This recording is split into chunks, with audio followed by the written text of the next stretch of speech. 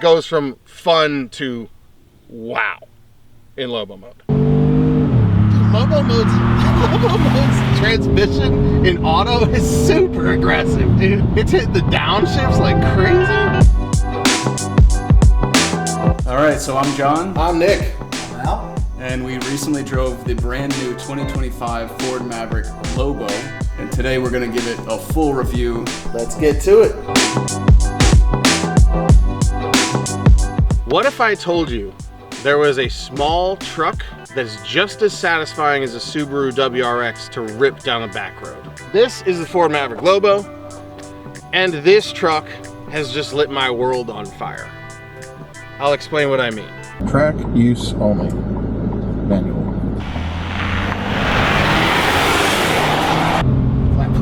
Flat to the floor. Oh, whoa! Damn, this thing flies, dude. Wow. So the Maverick is just Ford's smallest truck offering.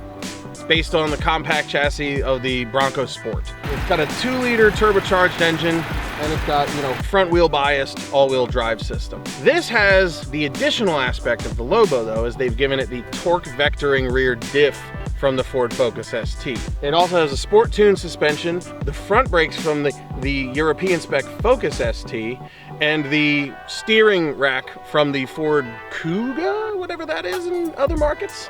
Either way, the steering is really nice. Yeah, this is great. Not bad in sport mode at all. Yeah, I'm just gonna leave it in third now, so use the torque. This is really nice, really well composed. All right, this is doing the super backroad stuff like a WRX really well. It's doing great. And the transmission's pretty aggressive, man. It's not holding it back at all. I mean, certainly in the sport mode and Lobo mode, it's not holding it back even a little bit. What's interesting to me on backroads, some of my favorite backroads, I have a lot of experience driving fast Subarus on these roads, and you really see the rally heritage in the way the chassis set up on these roads. Some of these roads are even dirt. The bumps and the dips and the undulations and the pavement and just the sudden changes of directions and stuff. This car's handling these with such composure that I actually would compare it to the Subarus. I'm absolutely floored by the way it handles. It really does on a really tight back road with like rally type, bumps and dips, and I'm talking no center line, like through the woods, just cutting one corner after another, lots of elevation changes. This thing handles like a rally car in the way that a WRX handles like a rally car, and that goes back to Ford's rally heritage that goes back decades. Ford has a ton of experience in rally championships with great success, a lot of victories, and they've put that know-how into the handling of this car. I don't know, man. I was really wondering, I'm like, how big of a compromise is this truck if you are coming out of a WRX or a GTI or something like that, or even like a Type R or something. And don't get me wrong, I'm not going to say that this thing drives anywhere near as focused as a Type R does.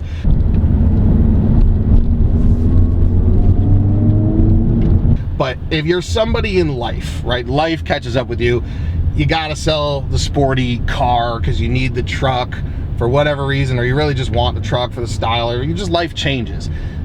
This is absolutely the truck you could buy and not have to give up your fun entirely. And really, not a lot at all compared to especially like a WRX or something.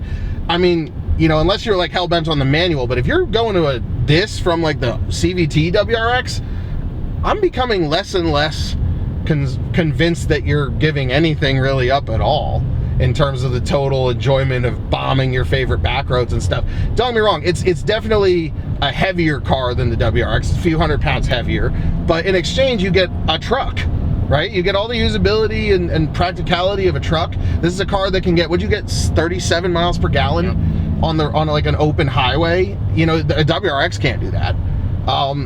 So I mean, this is such a ambidextrous vehicle, and its sporting driving characteristics really are superb. This thing handles like a rally car, and I'm dead serious about that. It's absolutely crazy. The key is the modes. In normal mode, most people get in this and just drives like a Ford Maverick. Maybe a little bit sportier because it's got the sport tune suspension. It's not adjustable, so you know, it's very, in normal mode, it's a very chuckable, maneuverable truck, kind of fun to drive, pretty energetic. In sport mode, you get a little bit more aggressive. Definitely in the transmission gets crisper, quicker shifting, the steering weight's up a little bit more, you know, and the throttle response is a little bit zippier. That's nice. Now, in most trucks, they would leave it there, and it would just be kind of a fun to drive mode. That's about as serious as most trucks would ever get. In this car, or in this truck, they add Lobo mode. Lobo mode wakes up that rear differential. So now you have torque vectoring at the rear in addition to all the sport settings. And you have transmission logic that we found is just super, super aggressive. Lobo mode's transmission in auto is super aggressive, dude. It's hitting the downshifts like crazy. Dude, it's gonna give me that. I don't know if it'll give me, yeah, give me second. Woo! If you leave it in auto, it's clicking off shifts like pretty quick in manual, like, but it was about the same as sport mode. If you leave it in auto in Lobo mode, it's giving you all the aggressive downshifts. It's hitting second gear when it can, like on back roads, and like right where you would if you were shifting super aggressively. Really, they didn't need to make it this good, and they did. And I'm quite blown away. I just kind of wish they would do a little bit more to sell it on that. You know, because Lobo mode, they don't really talk about really what it is. And it's like a street truck, but it's like, you guys made like a rally truck out of this thing. Almost like, it's like, tell people that, right? Make it known, because Lobo mode, the other thing is Lobo mode is kind of hiding in the menu. You have to go all the way over. So you're going from normal. Most trucks just have a sport mode these days. So most drivers, if you didn't know what this was, you just go to sport mode and you think that was it. This thing has like Mr. Hyde mode all the way over at the end in Lobo mode. And they're like all, you know, off-road use, not for street use or whatever, but like that's because it loosens the stability control a little bit. In reality, the car at speed feels way more composed in Lobo mode because you have the rear diff keeping that rear end in check, giving you a little bit more rotation, and it really, really takes the sort of the lightness out of the rear end of the car. It's awesome, absolutely awesome.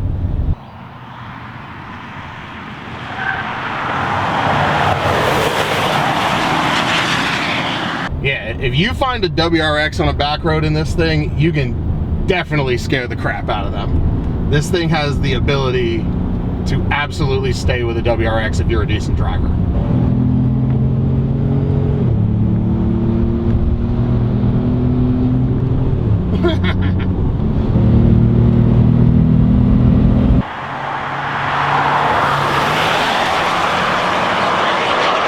And then at high speeds, in Lobo mode, the rear end just feels way more planted, way more under control.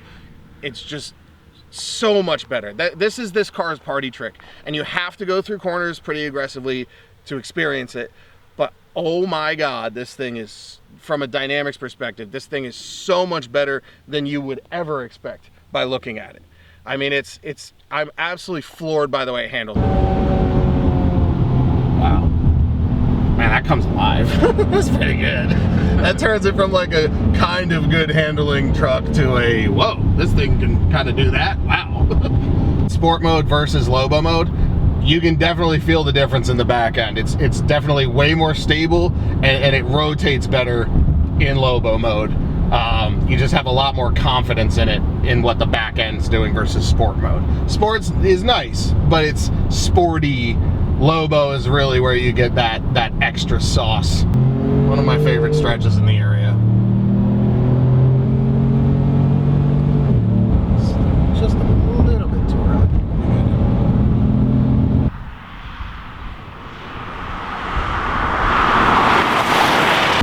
Flat to the floor. Oh, whoa! Damn, this thing flies, dude. Wow. Whoa, this thing, the Lobo mode is a party trick on this car, dude. If you just do this in sport, you have not experienced the full thing. Lobo mode, if you're moving, dude, that is the party trick, baby. Oh my God. This thing hauls ass. It's sort of like, this truck has no business being this capable. Thanks, man. That's wild.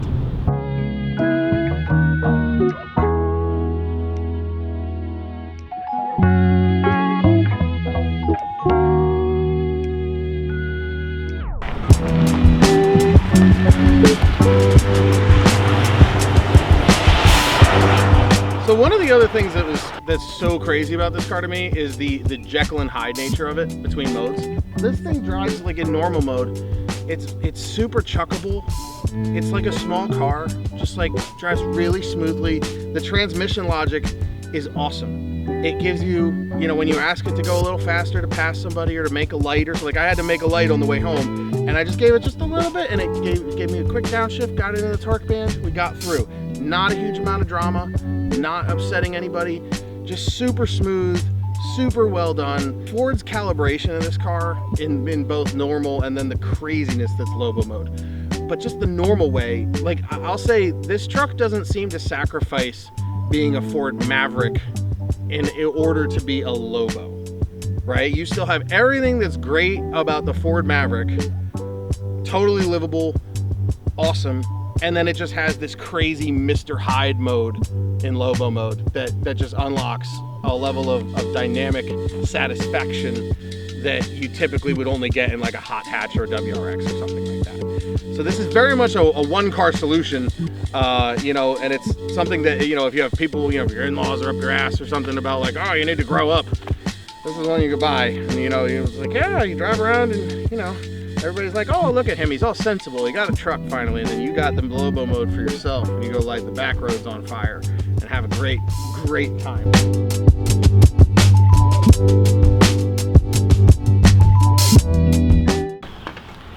I got a golf course near here, we got tee times all the time, so.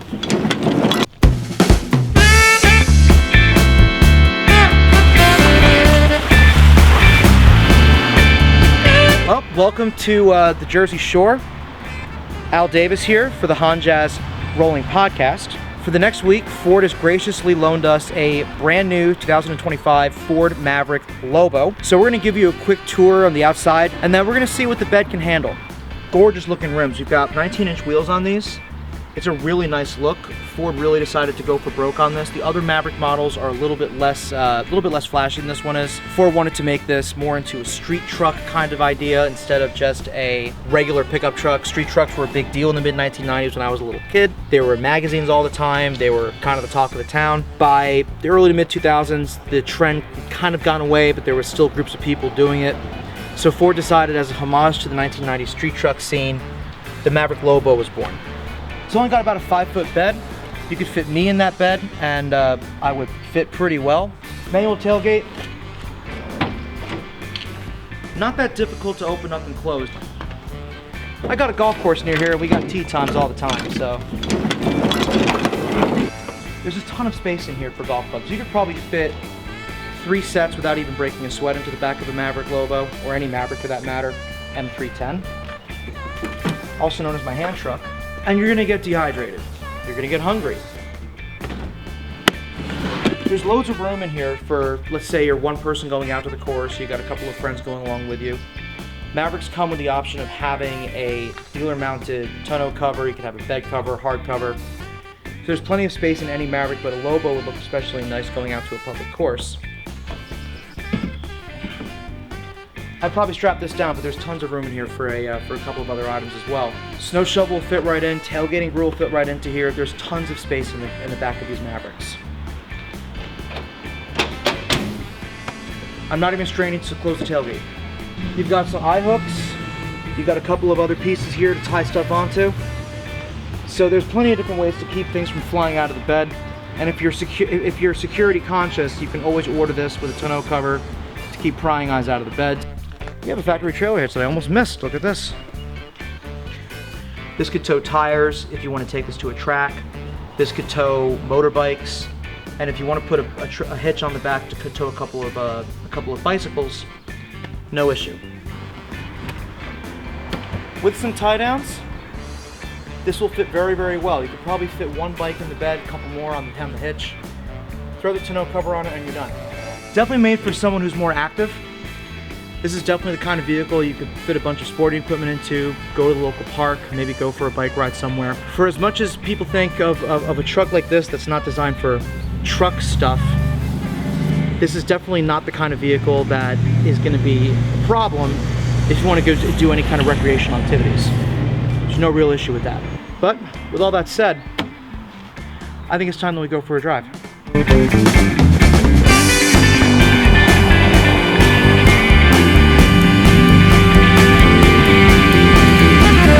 Welcome to Ford Rogers. How may I help you? Hi, could I do 2 large roast beef sandwiches and 2 fixings cups? So this is one of only 3 Roy Rogers that are open in the state of New Jersey at the moment. There are 2 more. What are they known for? They're a burger joint, right? So originally Roy Rogers was known for the fixings bar, which you can see right in the middle of the restaurant there. Nice. But because that's like their claim to fame, but their big deal has always been roast beef. All right, let's do those. Yeah, the roast beef sandwich is good here. Ah, thank you. You Appreciate too. it, thank you. Oh, that is a nice looking sandwich. Oh, yeah. See, shout out to my friend Chris Azarco who introduced me to some of this stuff, and honest to God, I didn't even know there was a Roy Rogers near my house when I moved here. And now you're I'm hooked, right? so glad it's here because...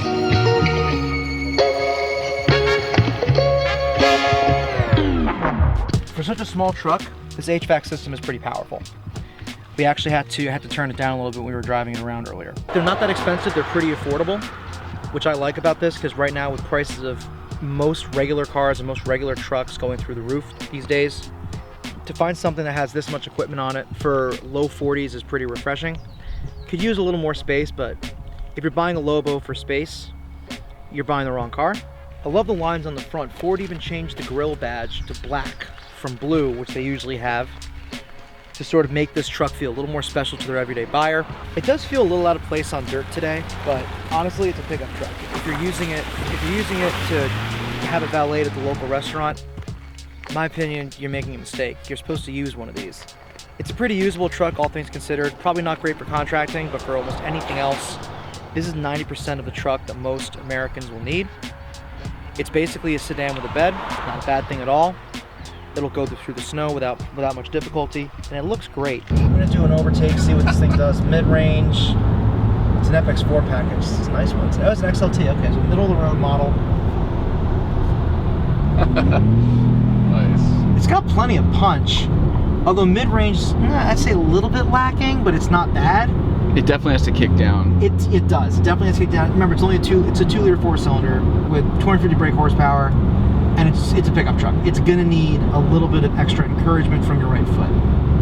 Not necessarily a bad thing. It is what it is, but it does accelerate pretty well for what it's supposed to be. It's certainly not a drag. You're not gonna drag race with this thing, but it's gonna have enough.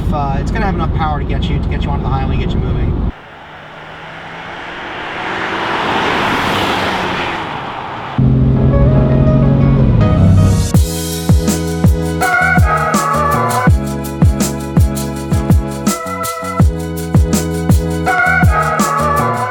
I'm John, and welcome to the interior of the 2025 Ford Maverick Lobo. So the Lobo is sort of a mid-trim in between the Maverick line. In my opinion, this is the one to get. So the first impression that most people have when they get into this truck is that it feels like a car. It really doesn't feel like you're compromising in any way in terms of interior space. And what makes this truck really special is I feel like it blends the car world with car driving dynamics and the truck world with the 4.5-foot bed. It does have a 1,500-pound payload in the bed, which is really awesome for this size, and I think it competes very well in the segment. Interior here, it's well appointed, so this is a top trim of the Lobo spec, which gives us the blue and yellow stitching surrounding the interior. You get the Lobo nameplate on the seats up here. Ford has this system, this cubby system called FITS. If hydration and caffeination is important to you, like it is to me, the FITS system is really great because you have 2 slots up front that accept multiple size bottles, and then you have these big giant door pockets which fit bottles of various sizes. My only gripe with this is that it takes away some of the armrest here, and then I also find that when I'm getting in and out of the truck, it's sort of like I don't have anywhere to grab when I'm opening or closing the door. But this is a small gripe. It's something that you would get used to if you own the truck. The truck does have a lot of storage in terms of up front here. There's a sunglass holder right above the touchscreen. The touchscreen itself is a 13.5-inch display. That's an option for this trim, and it looks really great. The latency is low. low. You can run Apple CarPlay as well as Android Auto. All the features were very intuitive. I will say though, there are some features that I wish were buttons. For example, the HVAC control. So if you just don't want to divert your eyes from the road, using a touchscreen controller like that can be a little bit of a challenge. You also have a heated steering wheel, which felt really good when I got to use it on kind of a cool summer night. And then also in the back, you can lift up the back seat and there's a bunch of under-seat storage where you can put stuff that you don't want rattling around or seen by other people.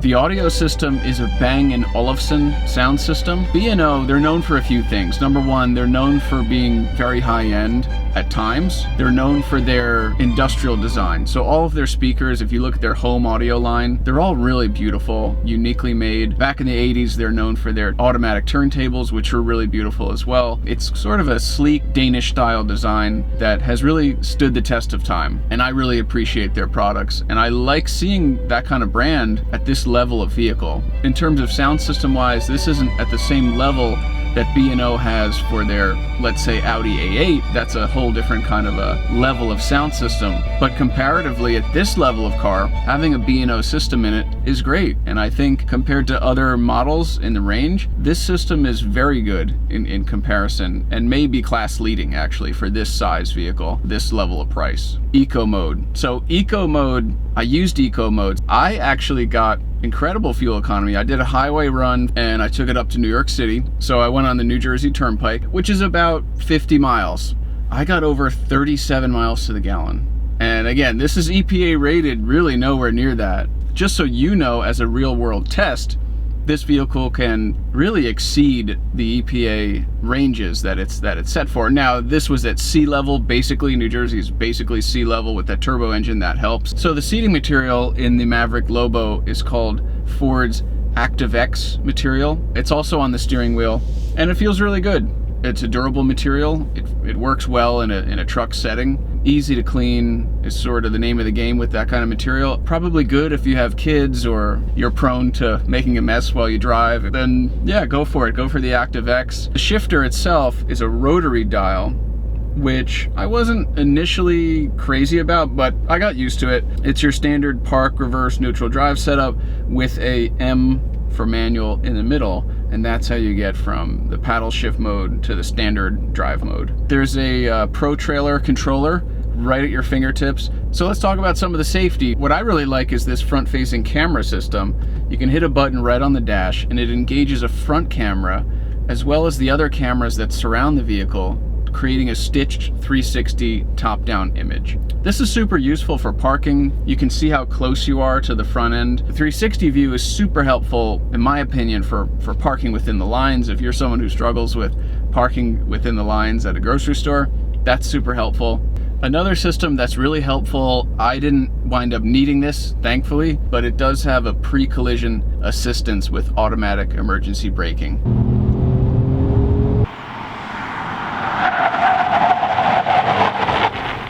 So this truck also does have a 400 watt power inverter. So I guess this would be useful for someone who has a laptop they want to charge, or if they're charging batteries for their camera, or just anything that requires up to 400 watts. That could be a decent sized home projector if you wanted to do like an outdoor movie night. You could power a guitar amp if you wanted to, definitely in the back. There's a Pro Power plug in the back. You could have a little concert with this. So I love that feature about it. You can run all kinds of different tools as well. So if you're doing, a little bit of carpentry work, you want to run a circular saw, for example, it's excellent. That's a really good feature as well. Something that I look for in my next vehicle will definitely be the inclusion of onboard power like this truck has. This is a really good package for most people. And if you're a homeowner considering a truck and you don't work in the trades or don't need the heavy payload or towing capacity that the F-150 provides, something like this or the Ranger, which is somewhere in the middle, could be the better option for you.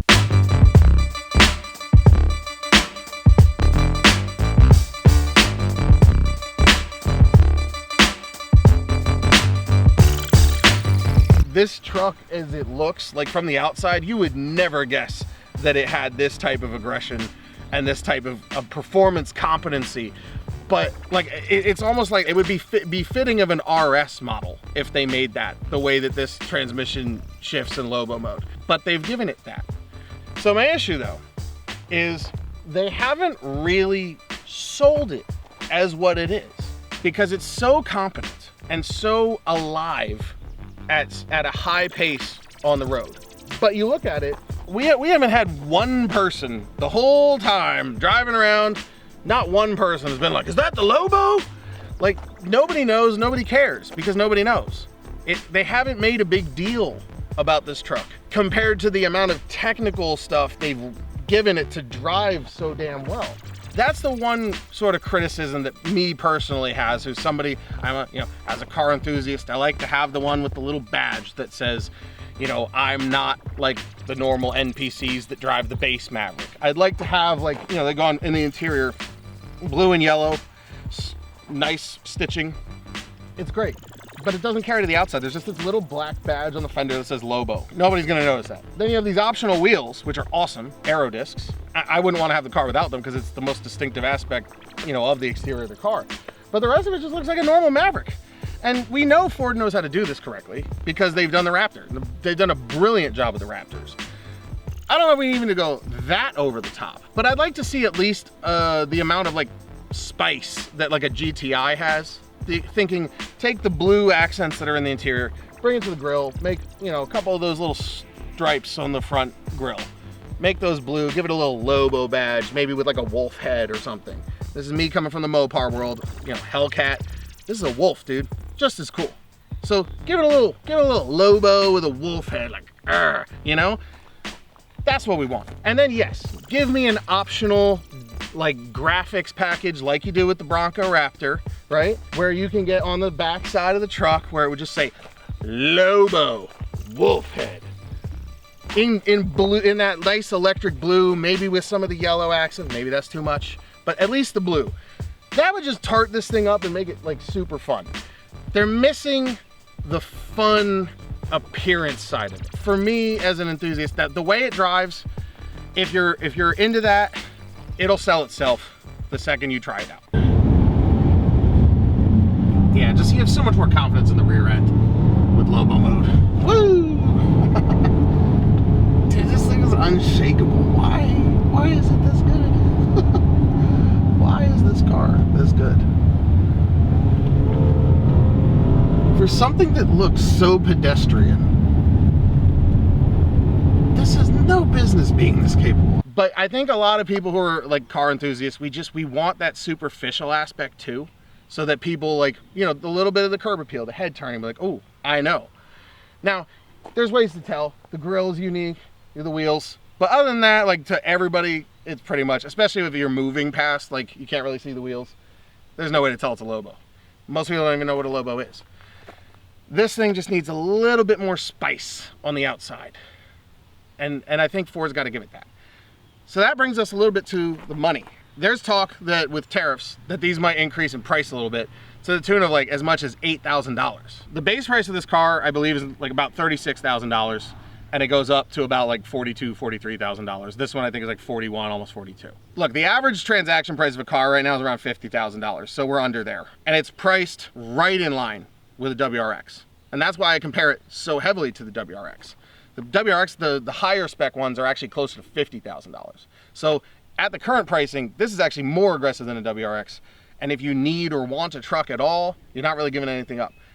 That said, if this goes up, $5,000 to $8,000 at each level, you're now talking about one with options being about $50,000, $52,000, and the base price being in probably the low 40s. Again, average transaction prices are about 50 grand, so you're still under the average price of a car. I don't think it ruins the car completely, but I do think to justify that extra price, Ford needs to build in a little bit more value from the appearance standpoint. Let people feel better about what they're buying, that there isn't just a normal Maverick, right? Half the time you're sitting in the showroom for a while, they park the car right outside. You're always looking at the car while they're doing the paperwork. You want to look at the car and think, yeah, I'm getting something special. That right now doesn't tell me that. And I want it to tell me that because the way it drives is magical. But with that said, what else would I change? Let's be honest, different tires. The tires are not bad. They held up okay, but definitely in an enthusiast model, when you start pushing on, they're what's letting go. If you had tires you could lean a little bit more on, that would be a better solution for this car. Woo! A little bit of tire spill there. That's what I mean. You could use a little bit better tires. But all right. She rotated though, that's for sure. I am a huge proponent of the Michelin Cross Climate 2. Ford already knows about this because they put the Michelin Cross Climate 2s on the Mach-E Rally. I don't know, on the highway, you never know what you're gonna get, but you know you can do it. Woo, baby! That's got a nice, solid, woo, that was fun. That's got a good amount there. That kicks you. That's got a nice kick. 700 foot-pounds. Damn. That is the standard tire on the Mach-E Rally. Those are performance, all-season, snow-rated tires. They can do everything you need a truck to do, and they actually perform really, really well in the dry, too. They're not quite as much as like a Pilot Sport all-season, but it's way better than those tires in terms of grip and communication and everything like that. That is a way better tire for this truck than what's on there right now. If I was mine and I bought one, I would immediately put Cross Climate 2s on it. So the only other change I really would want, and again, this is something a lot of people will do aftermarket, I just want a little more sound from it.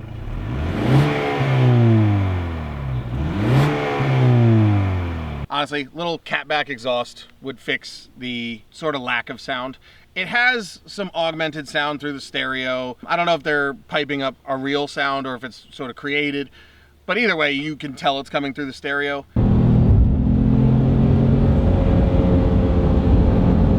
It's fine for what it is as like a Maverick. If they were going all in on making this like a real performance model, which I think they should, especially if they're raising the price, just a sport muffler. Just give me a little bit more growl. Let me hear it coming back with the windows down off the trees. The aftermarket, you buy a catback exhaust from somebody for $700 or $800, and that will solve that problem. It has some good turbo noises with the stock airbox, but obviously more intake noises, more turbo sounds, more fun.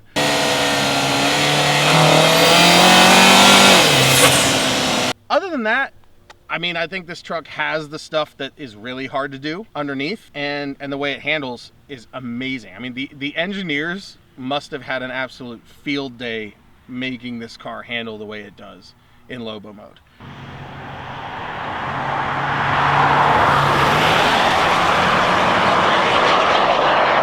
If it is a performance model, a enthusiast model, it's got the same spec engine as the normal Maverick. In practice on the street, especially when you're using Lobo mode and you're carrying some speed and stuff, like the speed you're going, it's fine.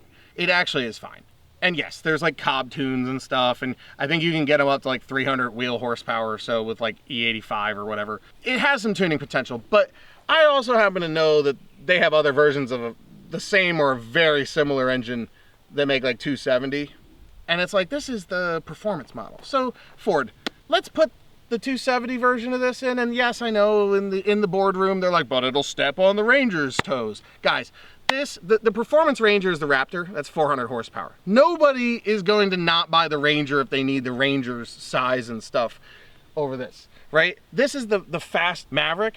Let it be the fast Maverick. Let it step on the base Ranger's toes a little bit. It's fine. Trust me, the people like me who want that performance version aren't looking at a base Ranger. We just want it to be a little bit more sauce than the normal Maverick. They put a turbo that's kind of the right size for quick response, so there's not a lot of turbo lag while boost builds, and you can really use the mid-range of the revs handily, especially going on back roads. The gearing itself is pretty short, like seconds, like 43 miles an hour at the top of second, and the top of third I think is like 61. So it's really, really short gearing. Second's really aggressive, and I found I wouldn't really ask it to downshift to second because I have all that mid-range torque, but when I left it in Lobo mode and automatic, it would use second occasionally, and man, it just knows when it can give it to you. Lobo mode's transmission in auto is super aggressive, dude. It's hitting the downshifts like crazy. Here, watch it downshift into this tight corner. Woo! Watch it downshift, dude. It's probably gonna give me, yeah, dude, it's gonna give me that. I don't know if it'll give me, yeah, give me second. Woo! it puts you back in your seat pretty good. It's a nice power band. I will say the only drawback from the way Ford does their turbocharging is if you are going to tune the car, there's not a huge amount of headroom in terms of power. Like you get a GTI or something that has more lag and has a bigger turbo, you can get it way higher than stock just with like very basic like tuning and mods. With these, it's like there's like, you know, maybe a 20% bump and then you need a bigger turbo. Tuning people, again, the kind of people that are going to be excited about this car. That's one thing to think about, but at the same time, like, it's a truck, it's fun with 238 horsepower.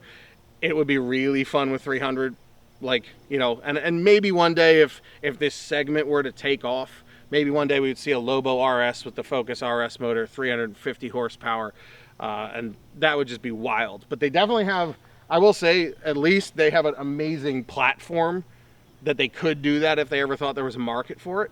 This is a hell of a first attempt for this sort of a market. We're a real, like, compact sport truck.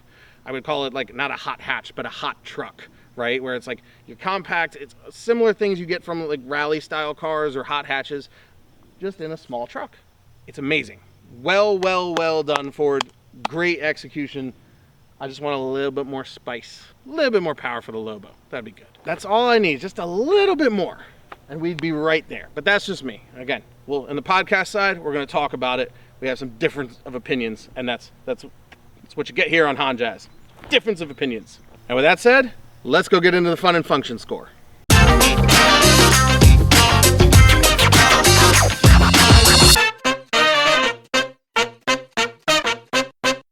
All right, so what's first? All right, so let's get into function first here. And I guess I'll just lead. So the Maverick Lobo, and again, this is for the Maverick Lobo specifically, not the Maverick overall, right? We're talking Lobo. I gave it a 5, and I gave it a 5 because I guess I'll start by saying I posted a little Reddit thing on this and got some feedback from the masses on Reddit. And a lot of people are like, oh, that's like not a usable truck. It's so small. I gave it a 5 here because anybody who needs a truck that's bigger than this for this money is not going to buy a Maverick. They're going to buy a lot of other trucks that they can get for 40 grand. Yeah. So anybody who's buying this Maverick Lobo is buying it knowing the packaging that it has and saying this works for me and I want the fun one. Right? Yeah, and I think in that regard, it delivers extremely well. You lived with it for a whole week, and you were daily driving it and whatnot. I took it to Manhattan. Yeah, I took it all over the place. Yeah, I was driving it everywhere. But what's wild is you know, so it can reach into the higher mid 30 mile per gallon range on a highway run. We saw how fast it can drink gas when you're caning it on back roads. Right. It goes down to like the low 20s. Yeah. And overall average, like really, when you're mixed driving, it was like what, 27? Mid 20s, mid high 20s, Right. Yeah, so that's, I mean, really not bad for an all-wheel drive truck. Yeah, it's great. And so as a function, you know, I think overall, again, it's fun. It does the performance thing that, you know, the Lobo is supposed to do. It does it even better, and we'll get to that. It does it even better than expectations would show. Right. Yeah. And it also does the livable daily car thing. Right. And it doesn't require premium. That's another thing. Yeah, yeah. Huge deal. You know, especially when you're talking a little bit of performance cars, a lot of those turbo performance cars out there do require 91, 93 type octane. Yeah, this you can put 87 in, so that's also kind of nice for daily. Maybe if you want to, let's say, you're going to go set up a barbecue at a park. That's perfect. Party. Yeah. This will do the job. It'll actually, and plus, it's a flashy truck. People are going to see, like, hey, this looks pretty cool. Wonder what he's got in the back of the bed. Boom. You're about to go grill some ribeyes. Hey, that's not a bad way to go. The Maverick is a sport pickup truck right now. There's not a lot of vehicles like that. It's a street truck. So, in terms of functionality on that line, it's kind of in a class of its own. Mm-hmm. Yeah. That pushes the score up because no one else is doing this right now. Most people, like, you know, the F-150 was the highest selling vehicle in America for so many years. Yeah. Until very recently. Yeah, until very recently. Last year. And, but the fact is, you're on these highways, and I just see people commuting with them. They just have an empty bed, probably 90% of their ownership. They do. And sort of echoes what you were saying. I think the Maverick is the better choice for most homeowners, most people who might want to do some light, gardening or light hauling once in a while. But this has better road dynamics. If you're a painter, oh yeah, it's great. Yeah. If you're a roofer, get the F-150. If you're a painter, the Maverick's not a bad plan. Yeah. My employer was actually just starting to offer them. Yeah, and especially if you're operating in the city. So I did drive this thing into Manhattan. Yeah. And it did you really took it well. in it did really well. Very easy to park. It's not an Especially if issue you get going one into of the, parking get one garages of or the fitting cab. it into spaces. But yeah, so So 5 then. function is a 5 then, Yeah, I guess all cool. agreed. In terms of value, I gave it a 4. Okay. And I gave it a 4 because it was a borderline 3, but because I was so blown away with how it drives and its ability to sort of do, as a truck, to do the kind of things you'd, before it came out, you would have needed a hot hatch or a WRX to do in terms of the way it drives. Like you said, there really isn't anything else quite like this.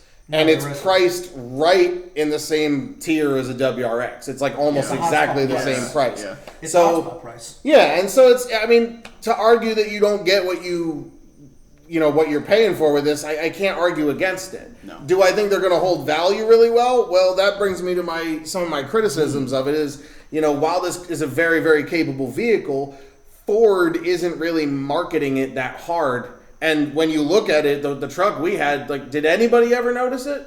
No.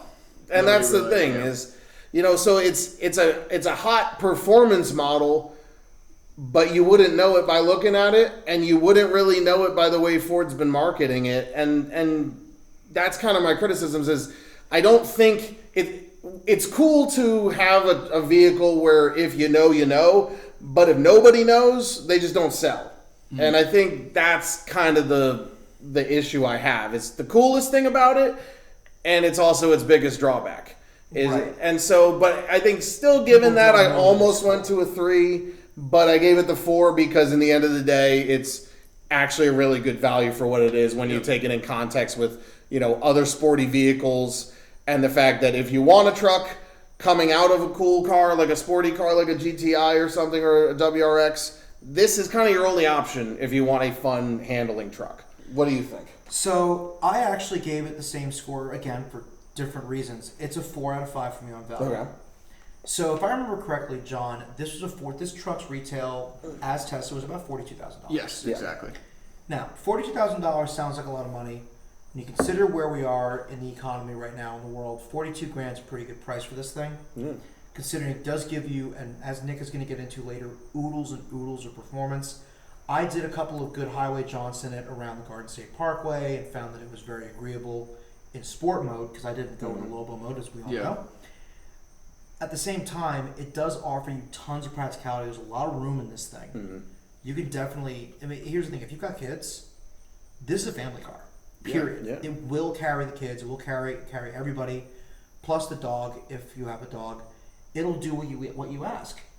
At the same time, it's going to be fun to drive. It's going to carry your stuff in the back when you need it to. There's not a whole lot that this truck does wrong in terms of the value proposition. Although I will say, Nick has a really good point about the marketing situation with this car. Yes, it is undermarketed. And I feel that Ford could be walking into the same trap that GM walked into about a decade ago with the Chevrolet SS sedan, a car that I really love, which was priced, at the time, between $45,000 and $50,000. And yet, I remember going to the St. Michael's Concours, and I think I ran into a representative from GM, and they weren't really talking about it. And at the time, this car had been on sale for about a year, and yet it never really reached more than about 300 or so units per month. So Ford, start marketing this. I would love to see some TV commercials. I would love to see more than just stuff in print. Yeah, people need to know how fun this thing is. Right. And they need to know that it's like, if you wanted a WRX or a Focus ST or something, but you need a truck, this is the only car on the market that does that. Yeah. Well, Not so bad. just to jump in real quick, on the Reddit thread, I will say some people, and I think this is just people being people. Yeah. Some people, their idea of where prices are is 10 years behind or even 5 years behind right They're now. high for I'm trying to everything. catch up. And myself. everyone in their head is like, oh, a Focus RS is $45,000. I'm like, no, it ain't, dude. Right. First off, they don't make it anymore. Right. Second off, if they did, it would be 60 grand. Exactly. Or something like that. 40 grand is the new 30 grand. Prices right just now. are not really coming down, and I'll be honest, Yeah. myself, I'm still getting used to thinking about it. On that, the average new car price transaction is about $50,000 right now. It's crazy. So this is below that, and what's Yeah. what's cool about this is it embodies this podcast actually a lot because it Yeah. blends fun and function Exactly. really, really well. Yeah. Throw it in a blender and let it pop out. It's well tailored to our taste. in Yeah, cars. exactly. It really is. Where I could give it a minus maybe for value is if you're looking for like a specific use case, it's maybe not the best in any of them, right? If Yeah. you need something for towing, there's something better out there. True. Hardcore performance, there's something better out there. Yes. But this is really like a Swiss Army knife. Yeah. So I gave it a 4 out of 5 as well. Awesome. Yeah, I think it's earned that. So now we're going to go into appearance. I gave it a 1 in terms of appearance. Spot on. And here's why. you're Here's crazy. why. You're Okay. crazy, man. And I'll tell you right now, the 1. Now again, this is not counting. There is an extra that's going to go towards the appearance. All right. But we'll get to that after. My raw score is a 1. And the only reason it even got a 1 is because I thought they did a good job making the interior funky. It had the yellow and blue stitching. It had the blue lines on the vents and stuff. And it said Lobo. You know, it was the interior had the kind of flavor that I would expect from a car like this. Okay. The exterior, to me, it was totally anonymous. Like you said, nobody ever noticed it. It just looks like any other Maverick unless you really know what you're looking at. And I guess this is the time to say, you know, the Wolves and Sheep's clothing thing is awesome, and it does that. And once you know its handling capability, you actually start to notice, oh wait, those front wheels are kicked out a little bit more than the rear, and they have a little bit of negative camber to them. It's got this really aggressive kind of stance, but it's subtle. And you wouldn't notice that until you know how it handles.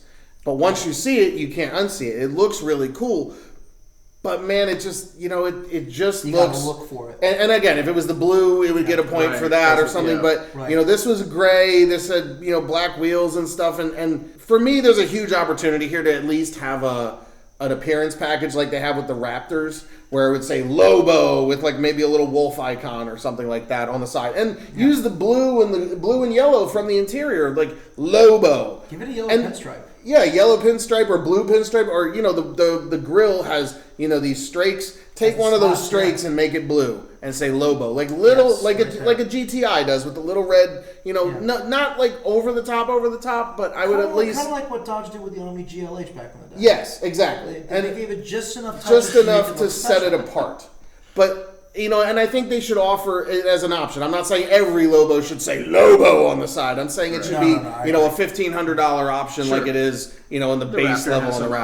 option. You know, because it actually is, you know, a really special driving truck and vehicle in general, not even just as a truck. I don't know if I've ever driven a car that walks the walk so well without talking any of the talk. You know what I mean? And it's just it's an enigma to me that Ford has scaled it back so much on the easy stuff when they got the hard stuff so right. Sure. And so I'm perplexed by it because I love how it drives. There's the prospect that the price of this car might increase 20%, which is about $8,000. That's rough. Up to that much. So that would make this $42,000 car a $50,000 car. I'm telling you right now, Ford, I don't think you're going to move many of these at all if you got to raise the price without giving it the flavor in all areas. The subtle thing works when there's a good value. It doesn't work when you're asking a lot of money, a whole lot of money, and it's, tends you to know, fail. it's already kind of at the borderline being over 40 grand, even in today's market. Right. I think you can still get away with it because it starts in the 30s, but Right. if you get up to like 40 to 50, you're gonna have to add some more flavor to this car to get it to work. You are. There you go. All right, so styling, I was a little bit nicer than you. My overall styling score was a 3. It's a very handsome truck. It does stand out in the right environment. This particular Lobo was equipped with the black finished wheels on it, which were the disc style, and they absolutely set this thing off beautifully. I don't think you should get a Lobo without those wheels. I agree completely. Have you guys seen it without them? I actually did today. I watched another review with it just to kind of see what other people were saying, and without those wheels, I give it an extra point for the Aero disc wheels. Yeah. All right, what did you think? All right, John, go ahead. So, as someone who owned a 90s street truck, my first car was a Ford Lightning. You're the only one here who has. I'm kind of obsessed with that time period, honestly. I love the Ford Night truck. I love the Ford 54 SS. Now that you're bringing those up, now I remember that is a looker. So, Lady Gaga has one, actually. Yeah, she has a Lightning, right? Yeah. That kind of hits a chord for me, that kind of 90s street truck appearance. And I think this did a really good job bringing that back, especially with these turbofan wheels. Yeah. I do think, the blue does look a lot better.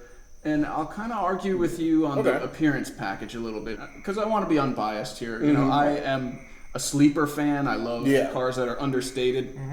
But I understand how, again, that doesn't always sell cars. Yeah. So, 3 out of 5. And I will say the sleeper thing is awesome. I don't know, at least to provoke other people, Start trouble. you need a little bit of that extra visual flavor. So the original Lightning just had a little yellow and blue badge, which I think interesting. Which I think this that would be cool. I think that'd be perfect. On the grill, right? Just little like Lobo thing. They had it on the sides it was and on the front on the fenders. back. So the street trucks of old, as you guys were talking about, they were more in the frame of like muscle cars and power and straight line performance. Right, it's more of a backroad. This thing, on the other hand, we're gonna segment into driver engagement here. Cool. The Lobo is not about straight line performance more than the standard Lobo is, or the standard Maverick is, because it has the same amount of power as the standard 2-liter Maverick, 238 horsepower. This is not a drag racer.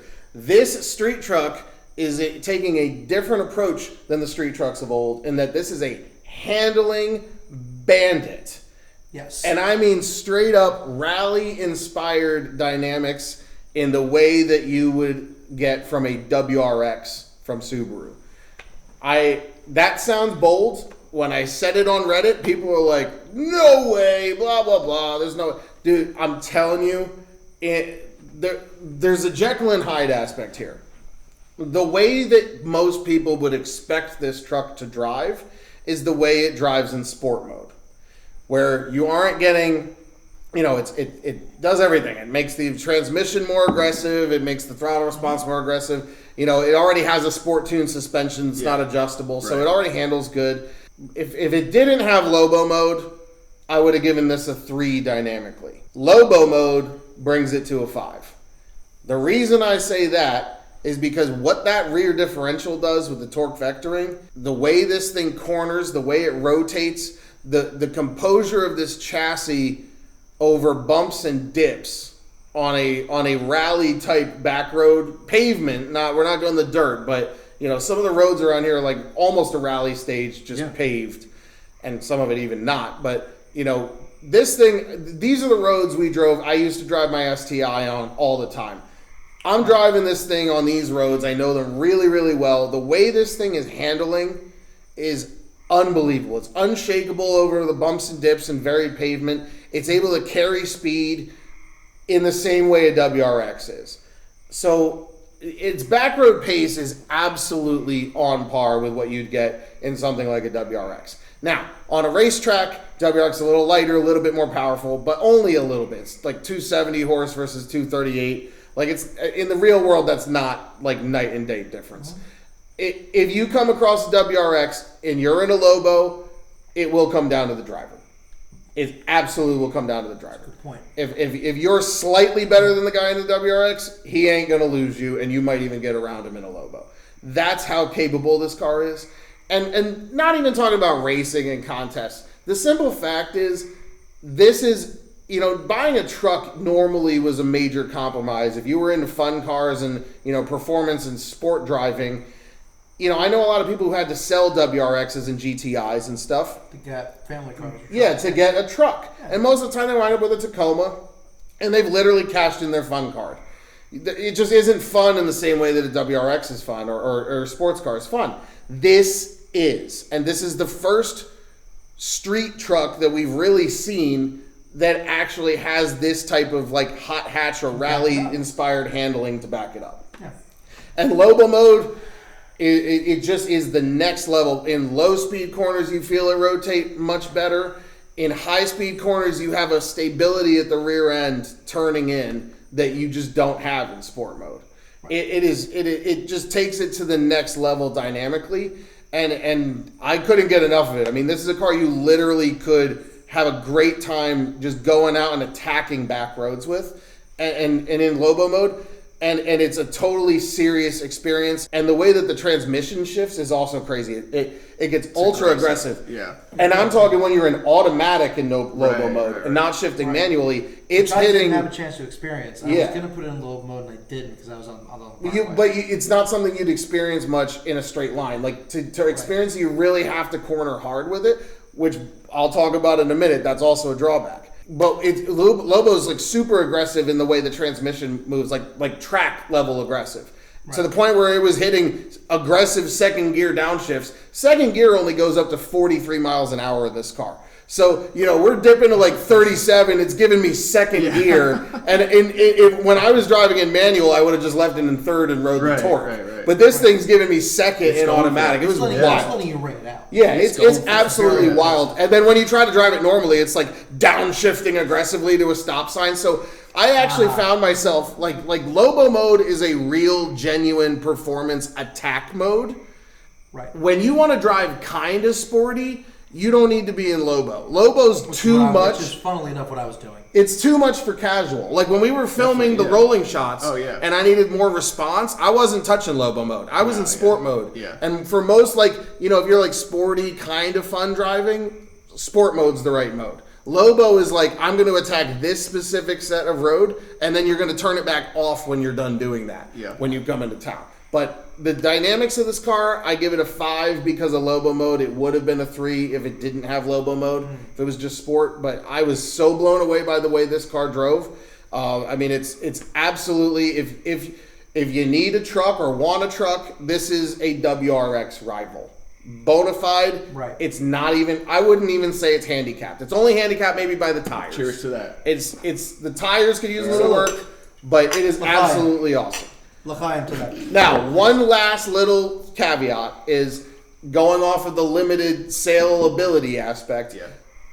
To experience Lobo mode, you kind of have to push it harder in corners than most drivers will know how to do. And so that means that most people who buy this truck, who maybe are sold it as like, I don't have a Tremor, but I'll get you into this Lobo on a good deal. Those people are never going to experience this. No, they're not. And so this is where it comes to like Ford. We need you to market what it is because it's absolutely incredible. For what it is, it's absolutely incredible. All right, moving on. So for engagement, I actually gave this a 4 out of 5. So I did take a point off. This is a truly fun car to drive. This is a unibody chassis in this thing. It's not body on frame, which is what all the old street trucks had. It's incredibly compliant, but this was very, very easy to live with. Plus, when you want to drive like an animal, just like Nick said, Lobo or sport mode, it will do what you want it to do. This thing's a riot. Yeah. It's fun. I'm going to agree with you. I'll give there. it a 5 if they give it more horsepower. Okay. That's a good take. That is a good So, come on, Lobo Ford. mode is no joke. As you've said, there's a lot going on there with that. Wow. If you have a chance to test it out, I highly recommend it. Yeah. It I is wish I truly tested wolf in sheep's clothing. Yes. You know what I mean? Because it does have, which I think also gives this a 5, is that you don't lose the driving element. Like when I take it to New York City, I've got these 19-inch wheels, or they were compliant over these bumps, and it was usable in everyday driving as well. Either give it the 2.3 from the Ranger with 270 horsepower, or give it the higher state of tune in the 2.0. Even if it's just another 10 or 14 horsepower or something. On paper, the guy standing in the showroom is going to write a check for $43,000. It matters to him. You know what I mean? Let's talk about sound.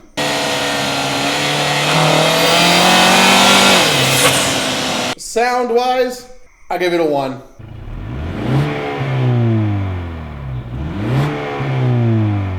The only reason it got a 1, and again, remember, a 1 is a B, right? Yes. 0 is a C or less.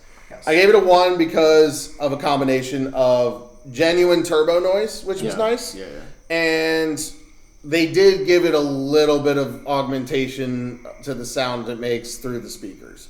So I can't give that big points, but they do at least give it a good grumble when you get on the gas. Yeah. It doesn't sound like the rally car type engine that it will sound like if you put an exhaust on it, but it does have a decent little sound to it. So yeah. I would definitely want to put an intake exhaust on this car to make it really sound like I want it to sound, and that would probably bring it up to a 3 or maybe a 4. Maybe, yeah. But I think, yeah, as is, got to give it a 1. Yeah. Once you start throwing your foot down on the throttle, it does give you a nice raspy tone.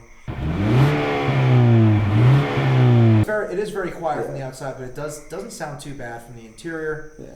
And turbo noise does help. It's not a bad sounding truck by any means. So it gets a 2. It would get a 3 if they opened it up a little bit more, especially if it had some kind of larger, some kind of more open muffler.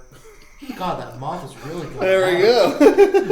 We're out on the floor. All right, well, here it's blinking again. We're going to tie this up. So, John, we're going to flip this over to you while I watch that moth try to fight the light. So I had an opportunity to drive this on a cold night with the windows down in Manhattan, and you really get a sense of that turbo. And that was very addicting.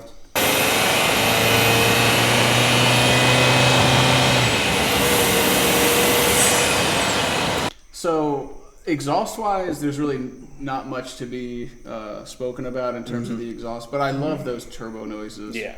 I gave it a 2 out of 5 as well, just because I think there's an improvement that could be made there. Yeah. Maybe in the future they could add an adjustable exhaust option. I think that would be a great way to improve this car. Yeah. That would be amazing.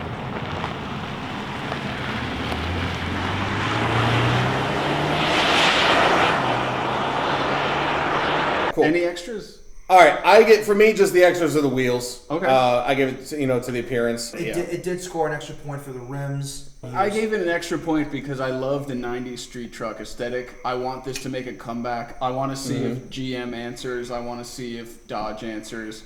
I'd love to see more of this. I hope it becomes a segment. I really hope this becomes a segment. All right, so total score. My total score is a 17 out of 25. My score ended up being a 20 out of 25. My score ended up being, 3, 4, 4, 18 out of 25. So yeah, we'll go 3.6. So there it is, the 2025 That's a strong Ford show. Maverick Lobo at a 3.6 out of 5. Thank you so much for watching. Please like, comment, and subscribe, and get yourself a mug on the way out.